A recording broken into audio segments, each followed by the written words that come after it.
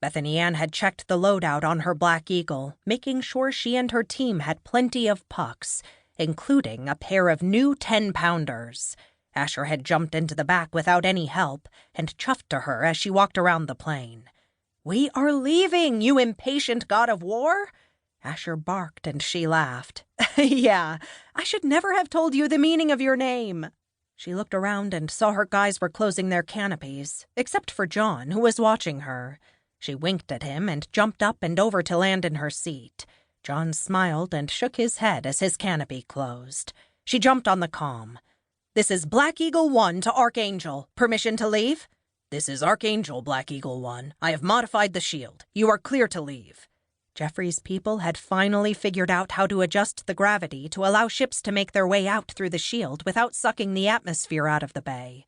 The pods had to leave slowly, no more than 5 miles an hour right now, but it beat the hell out of how they had to deal with it previously. She told him that was nice. Now, when could she punch it? Jeffrey smiled, shook his head, and walked away. 5 ships left the Archangel and turned down towards the beautiful blue globe. "China has moved up their time frame." "Shit! How much time do we have?" "Their ETA is 26 minutes.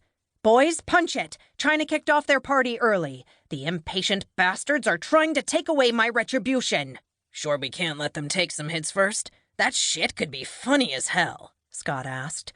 Bethany Anne shook her head. "Not taking the chance, Scott. However, there is no need for us to hit anyone who isn't in our way.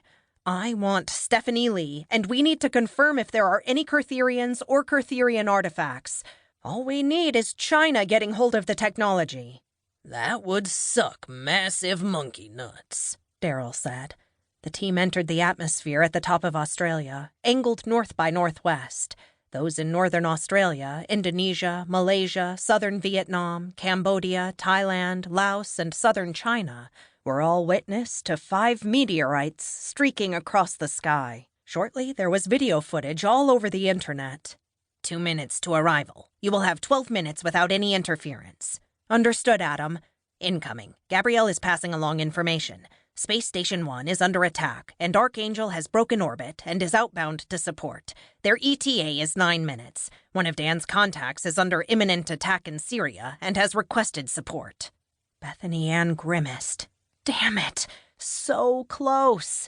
She was about to call out the command to head towards Syria when her father came over her speaker. "Bethany Anne, Akio and a group of Guardians and I are heading to Syria. ETA is really, really soon.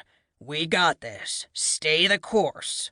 Bethany Ann's eyes teared, but she grimaced, stopping it. "Understood. But if the COO gets hurt, I'm not protecting him from his wife." "Ha! Got that covered. Permission already granted." Bethany Ann's mouth stayed open. "Seriously?" "Do you need me to get her in on the call?" Lance asked. "No, it's just—" Bethany Anne was at a loss for words. "Hey, she knows what she married. She no more wants to change that than I want to change her. Plus, I figure she thinks Akio and the Guardians are with me, so what the hell am I going to do?" Bethany Anne heard catcalls and hell yeahs in the background.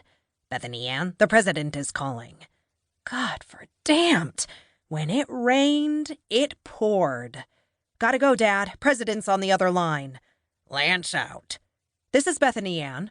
"I'm sorry to bug you, Bethany Anne, but I have an embarrassing favor to ask." "Shoot, but you have 45 seconds before I have to clear the line."